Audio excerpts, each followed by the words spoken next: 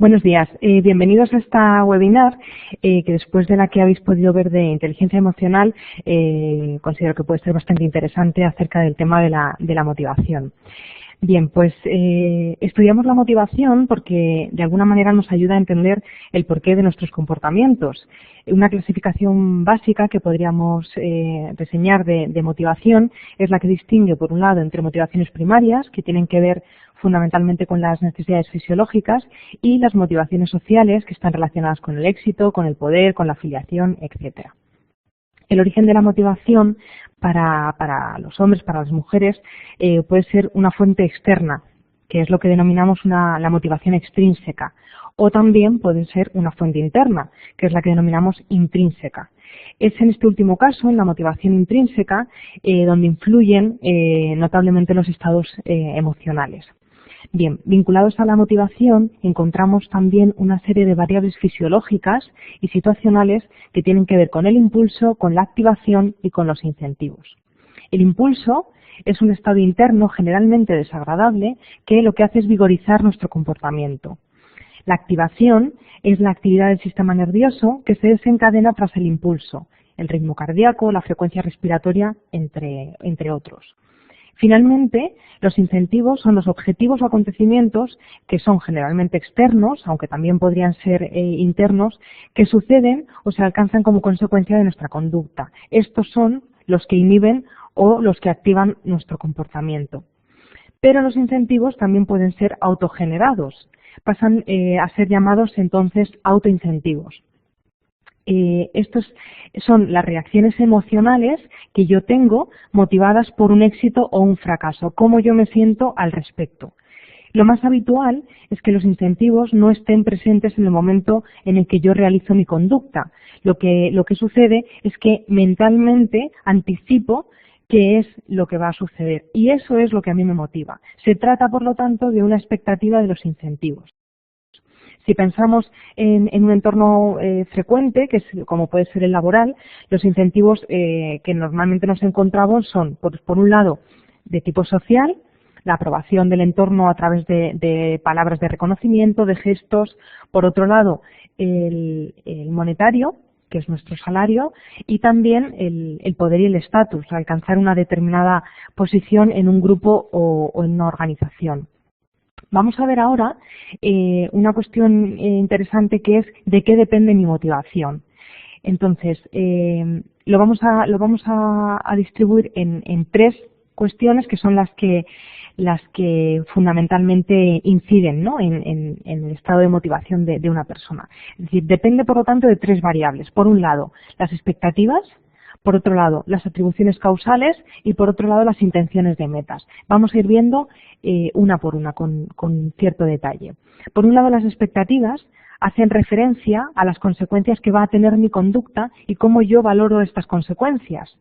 Las expectativas pueden ser o bien de resultado, es decir, considero que un determinado comportamiento me va a llevar a un resultado concreto, o de eficacia. Yo considero que soy capaz de desarrollar adecuadamente un comportamiento para llegar a esos resultados.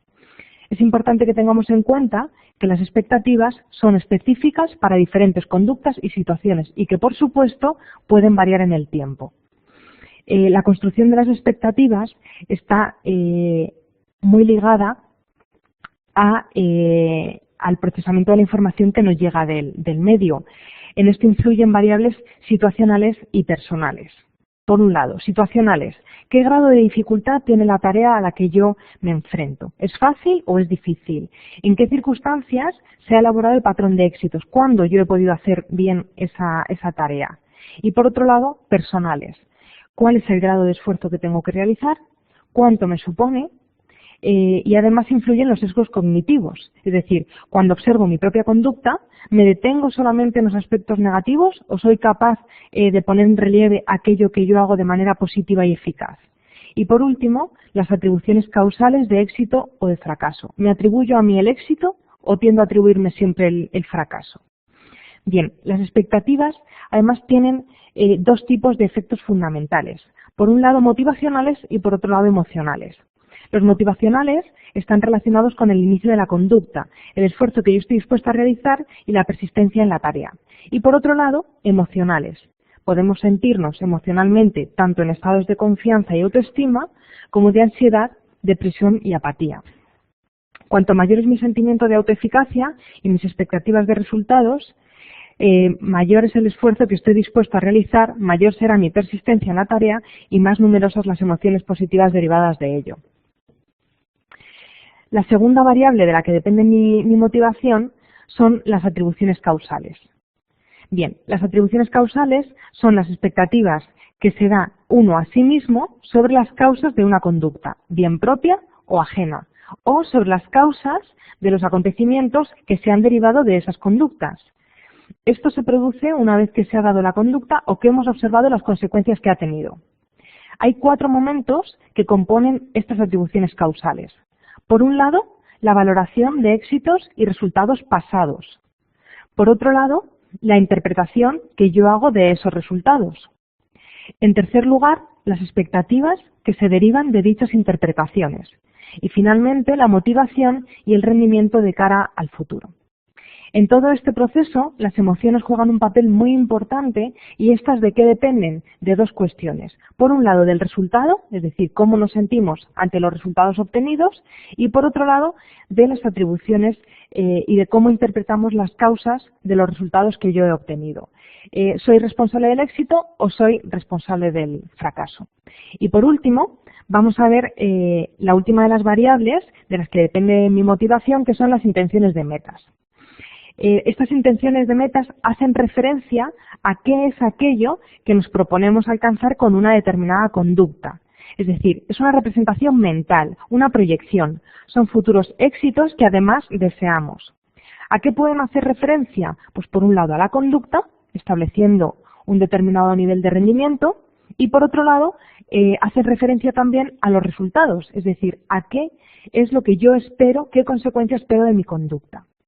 Las metas siempre mejoran el rendimiento, pero para que sea así tienen que cumplir con una serie de requisitos, como son, han de ser específicos y precisos, es decir, tienen que ser claros. Por otro lado, tienen que ser asequibles. Su nivel de dificultad ha de ser moderado. Tiene que suponerme un reto, pero no tengo que verlo como un imposible. Y por último, han de estar próximos en el tiempo. Las metas a largo plazo en ningún caso son una fuente de motivación. Necesitamos ver un resultado a corto o medio plazo. Pero para que estas metas efectivamente se conviertan en esa fuente de motivación, también tienen que darse otras condiciones. Por un lado, que haya una retroalimentación, que haya feedback de su rendimiento, ¿de acuerdo? Y por otro lado, que haya un alto grado de compromiso con las metas. Es decir, el compromiso viene determinado por la medida en la que yo asumo esas metas como propias. Si son espontáneas, las vivimos como más propias que si son inducidas externamente. Por lo tanto, en el caso de que sean externas, al menos es aconsejable que hayan sido negociadas. Bien, y para concluir esta webinar me gustaría incidir sobre la importancia de la motivación, ya que las personas motivadas son, como habéis podido ver reflejado, menos vulnerables a la frustración y por lo tanto más felices. Así que si tenéis alguna pregunta que realizar.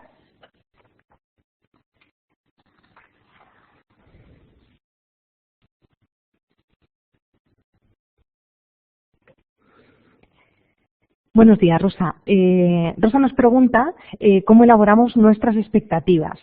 Bien, pues las expectativas se elaboran a través de 4 elementos diferentes que generalmente se combinan unos con otros, es decir, no se dan de manera aislada.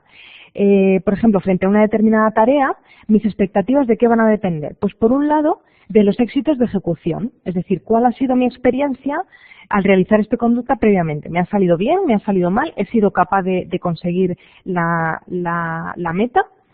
Por otro lado, de la observación, es decir, lo que habitualmente se llama la experiencia vicaria. ¿Cómo veo que lo hacen los demás? ¿Tienen éxito? ¿Consiguen el objetivo? Si yo tengo que cruzar un puente y veo que todo el mundo cae por la pasarela, probablemente cuando yo vaya a ejecutar esa tarea, esa actividad, también mis expectativas de éxito probablemente sean menores.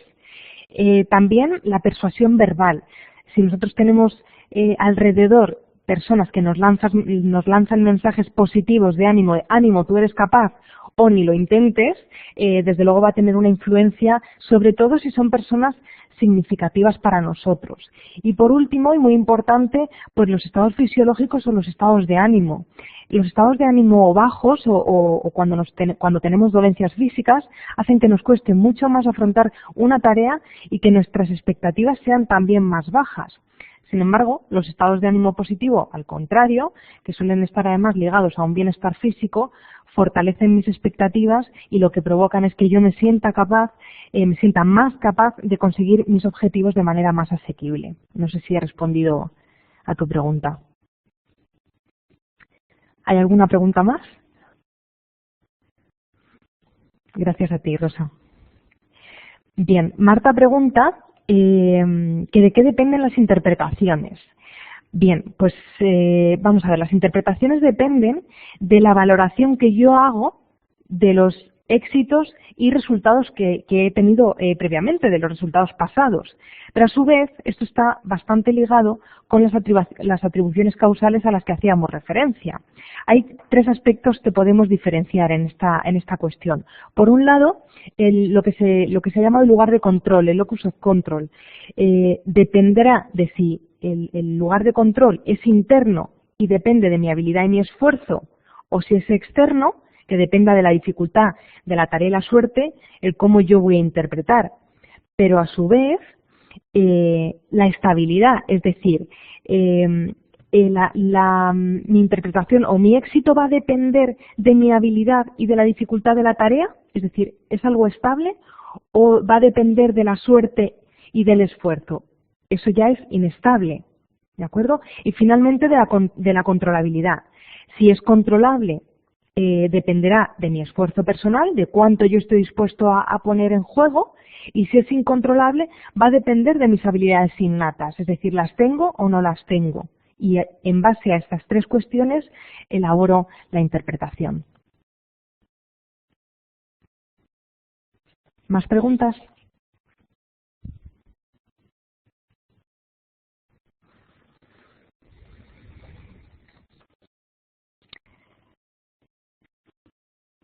Tenemos otra pregunta de Maite que nos dice que ¿cómo aumentamos nuestra motivación? Pues la motivación se puede aumentar de una manera relativamente sencilla, que es marcándonos objetivos. ¿Dónde es donde yo quiero llegar? Y planificando o marcando esa meta, aumento mi motivación. Ese proceso por el cual nosotros definimos los objetivos y esa visión futura, lo que provoca es que recreemos emociones y se activen procesos internos. Estos procesos favorecen la aparición de oxitocina, que es la hormona de la confianza, y endorfinas, que son neurotransmisores que inciden en nuestro estado de felicidad. Y esto contribuye a la mejora de nuestro estado general y, como consecuencia, lo que conseguimos es favorecer una mayor activación física e intelectual, visualizando esos objetivos. No sé si hay más preguntas.